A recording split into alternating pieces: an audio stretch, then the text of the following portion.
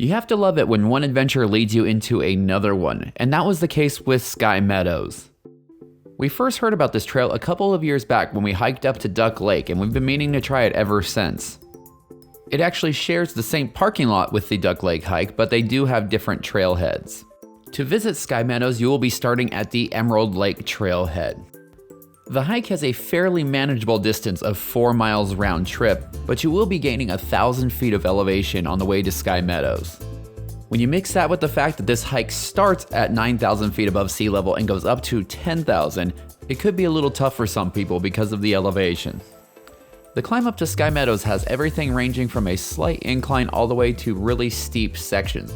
But one thing's for sure, it was relentless and it was a little bit of a butt kicker for both of us. After climbing for about 0.8 of a mile, you should reach this large pole that I believe used to be a directional sign. This is the start of one of these somewhat flatter sections where you'll be able to catch your breath. This break will last you all the way over to Emerald Lake. There are a couple of forks along this section, but just stay left and make sure you keep heading towards Emerald Lake. Oh, and watch out for the horse tours.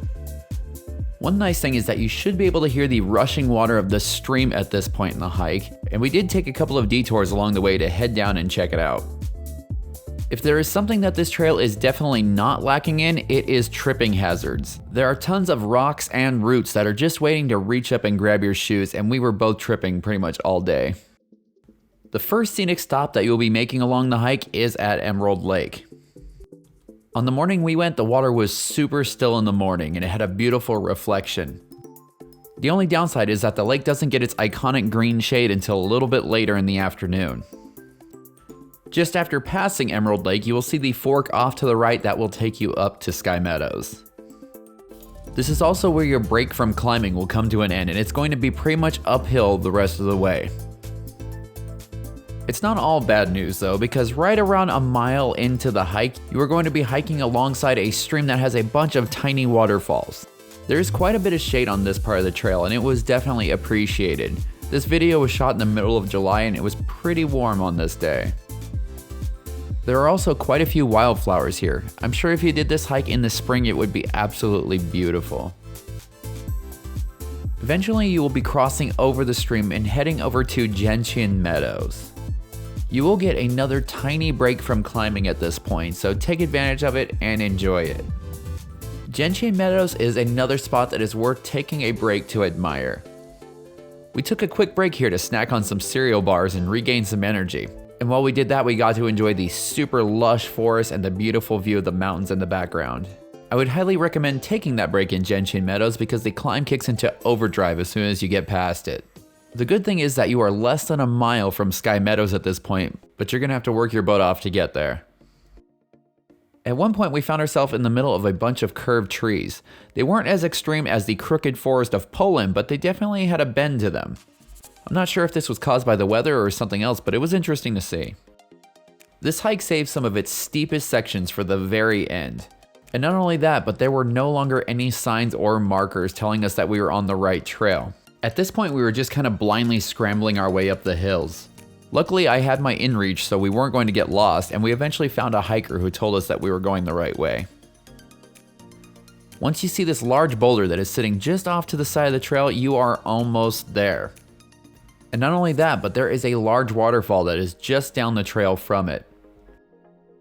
The water from the falls was ice cold. I was standing in the water and taking pictures, and soon I started to notice that my feet were getting a little bit numb because of how cold it was. This waterfall is definitely one of my favorite highlights of the trip. I might even like it more than Sky Meadows. Speaking of Sky Meadows, after you pass the waterfall, you are one more short but steep climb up from it. After one heck of a workout, we had reached our destination. We arrived at Sky Meadows at right around noon, so unfortunately the lighting was kind of flat. I would love to see this area at sunset, but that means you would probably be hiking back in the dark. One thing that I would definitely recommend bringing with you if you attempt this hike is bug spray. There was no shortage of bugs that were all over the place on this hike. I don't believe that there's any set finish line on this hike. You get to the meadows and you can explore as much as you want. If you're still feeling super fresh or you just want to hike some more, there is a trail in the back of the meadows that continues on. I'm not sure where it goes though. We had a couple other spots that we wanted to hit this day, so rather than continue on, we decided to head back. One thing that was going to be nice though is that since it was all uphill on the way in, we knew that it was going to be a nice downhill cruise all the way back to the car. As with most of the adventures that we do, we highly recommend having shoes with great traction. They will make your life a lot easier on the way up and down. Some sections of this trail have a loose top layer of sand and it can get pretty slippery. After one last look at the beautiful 30-foot waterfall, it was time to make our way back down the hill. This is an out and back trail, so you will be heading out the same exact way that you came in, unless you decide to take a detour and stretch the hike out a little bit more. There are a couple of sections on the way back that are slightly uphill, but if you compare them to what you've already done, they're pretty easy. Soon all the climbing will be over and it will be smooth sailing all the way down to Emerald Lake. It seemed like we were making really good time, and before I knew it, we were passing Gentian Meadows and rock hopping back across the stream. The hike down along the miniature waterfalls is really nice because you're staring out over the valley. The lower you get, the more the view of Emerald Lake starts to open up as well. One great thing about how we timed our hike is that the second time we passed by Emerald Lake, it was about noon, so it was in full sun. This gave us a great opportunity to enjoy this lake in all of its green glory. The only downside is that the wind had kicked up a little bit and caused some ripples on the water, so we didn't have that perfect reflection anymore, but it was still really beautiful. We had the entire lake to ourselves for quite a while, and just as we were about to leave, a very nice couple and their adventure pup showed up. For some reason, we have the best luck when it comes to meeting adorable animals out on the trail. After you pass Emerald Lake, you are less than a mile from being back to the car. We had done an 18-mile long bike ride the day before we did this hike, so the uphill really burned our legs out. We were definitely grateful that we were done climbing at this point. As soon as you see the water tower on the right, you should know that you are pretty much home free, and the next thing you should see is the parking lot. I think that this hike definitely deserves a spot on the must-do list if you're going to be up in the Mammoth area. Considering that it isn't that long and the climb is not insane, you get to see some really cool things. If you enjoy our adventures, be sure to subscribe and hit that bell icon so you get notified when we make new videos.